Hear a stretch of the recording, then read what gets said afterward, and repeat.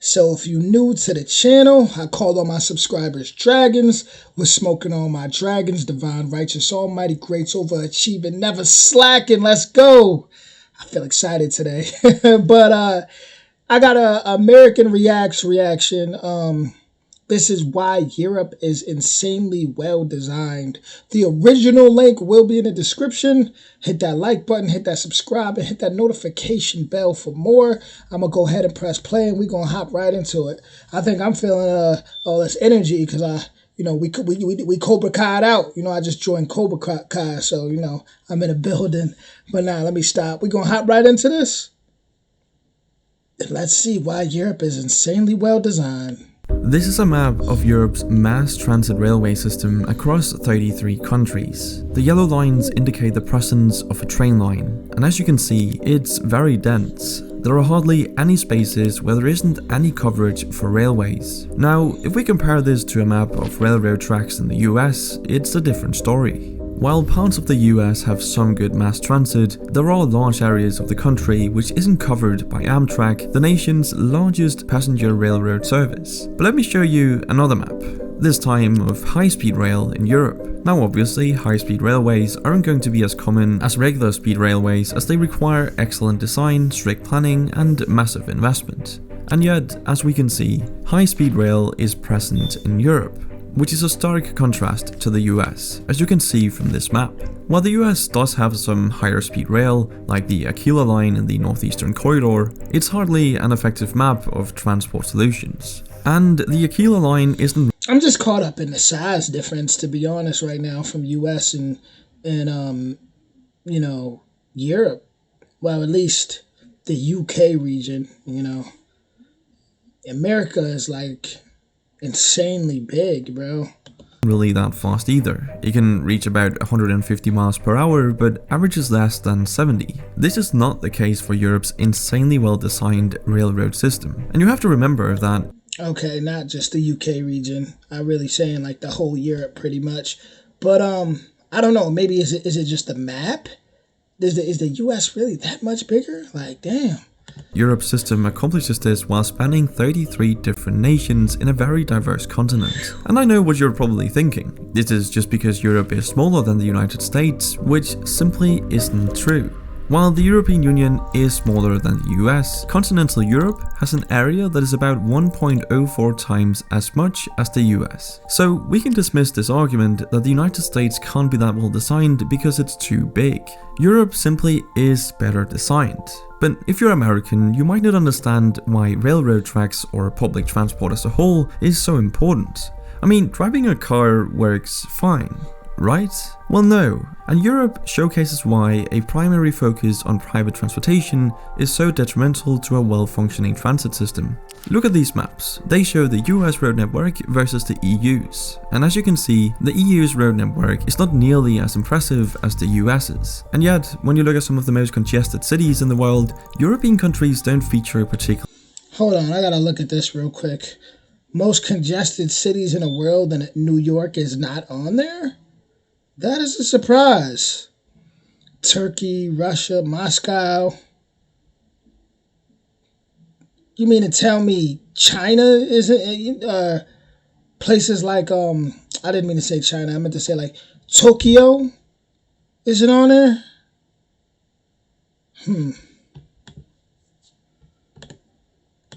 Prominently in the global rankings. This is pretty shocking information because you'd assume that the country with a more expansive road network has a lot less congestion, especially considering the United States has devoted lots of time and money to their highways.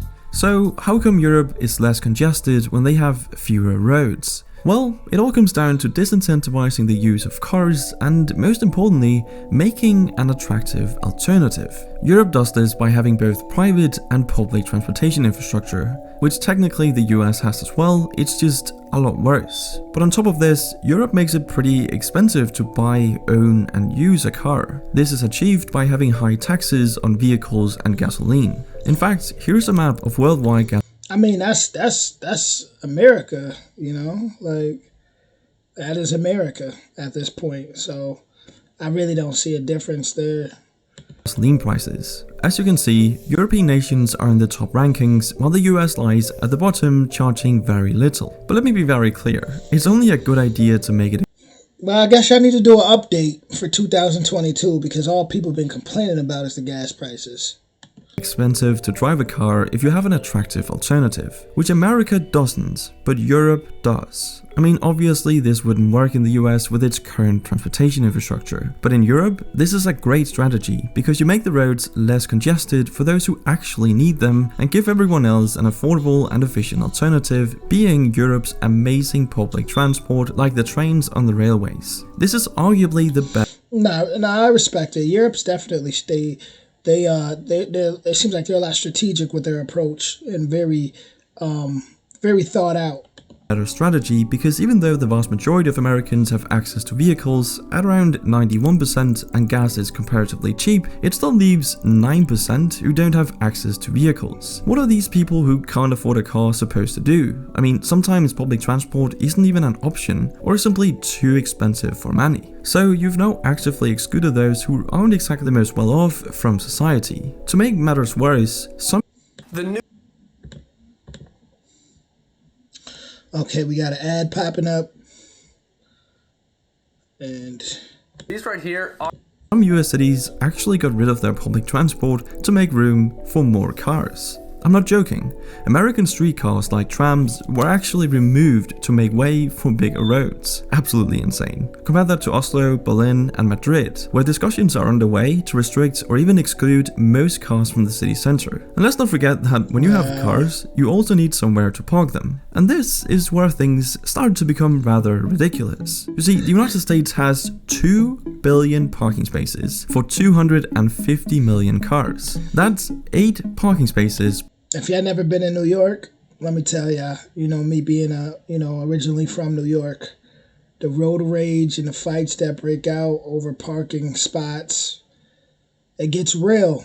It gets real. I'm sure it gets real in a bunch of other states too, but New York is definitely big on warfare over parking spaces Per vehicle. In Europe, it's pretty much a 1-to-1 with around 250 million public parking spaces for 300 million cars. But to emphasize the ridiculousness of this even further, the area that the US dedicates for car parking is actually larger than the area dedicated for housing people. It's honestly unbelievable that people are being squeezed out of American cities due to regulators wanting to make more room for parking spaces. This simply wouldn't fly in the EU, as it has a whole policy dedicated to improving urban planning. See, the EU spent 115 billion euros between 2014 and 2020 to improve city design by making it smarter, greener, and more connected. Simply meaning they allocated funds to make their cities more efficient, more connected, and better for the environment. And better for the environment they really are,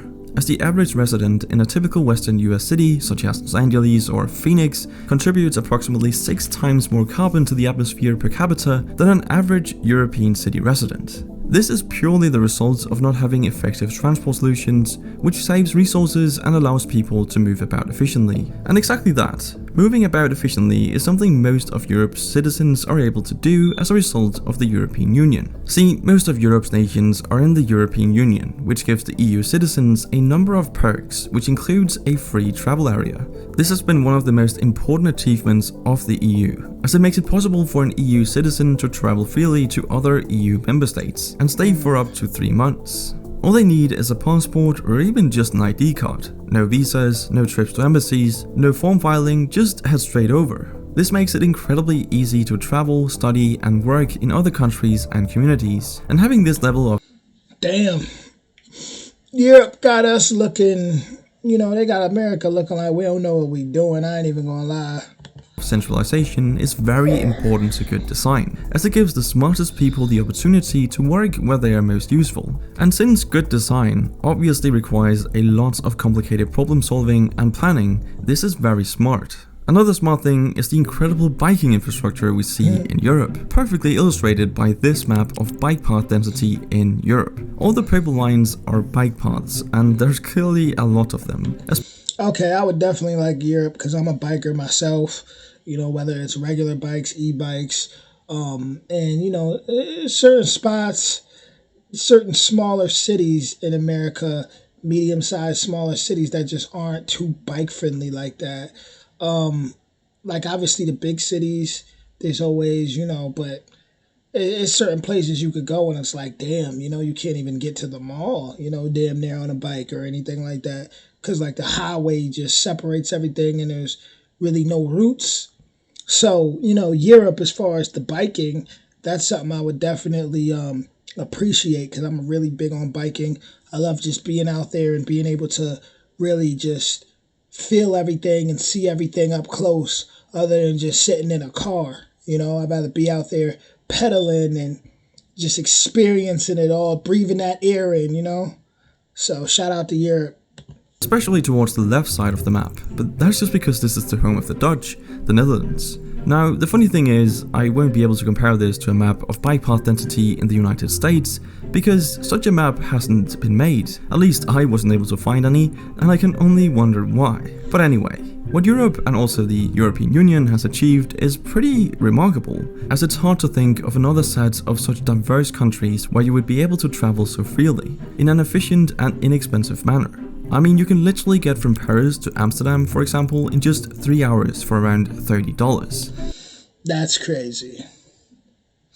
That's crazy. $30?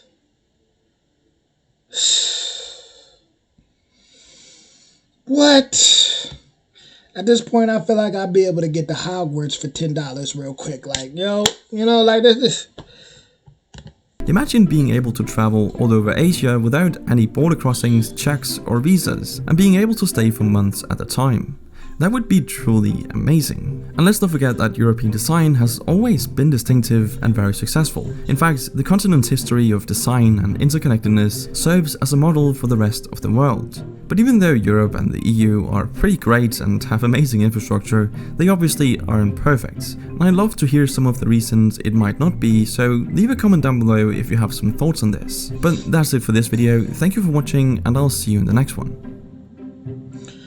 So overall, he made a good point at the end. None of them's perfect, but if I had to choose, I really do like how everything seems so much more just connected and easy to get to out there in Europe. The bike path won me over, to be honest with you. Like I just explained, I'm a biker. I love bikes. So, that definitely wins me over, that they're so bike friendly and tend to that, to the nature of bike riders opposed to out here. You got certain, like I said, you got certain places, but then you got a lot of places that's just like, damn, you gotta hunt for the trail or something. And then, if there's no trail or no bridge that gets to the other side or gets where you need to go, then, you're in trouble. You gotta be on a bus or something, or, so, overall, though, they definitely, Europe, they definitely, it seems like they thought things out for the people a lot more, and didn't just think about the money.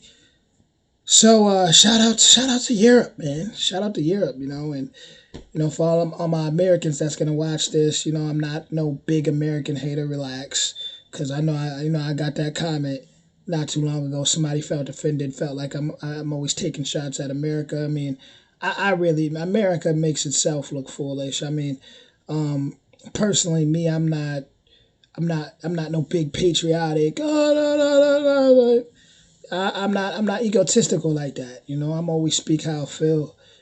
So it is what it is. But with that being said, original link in the description. Hit that like button, hit that subscribe, hit that notification bell, and I will be back more soon. Let me know how you guys feel in the comments. I will be reading all comments. Much love.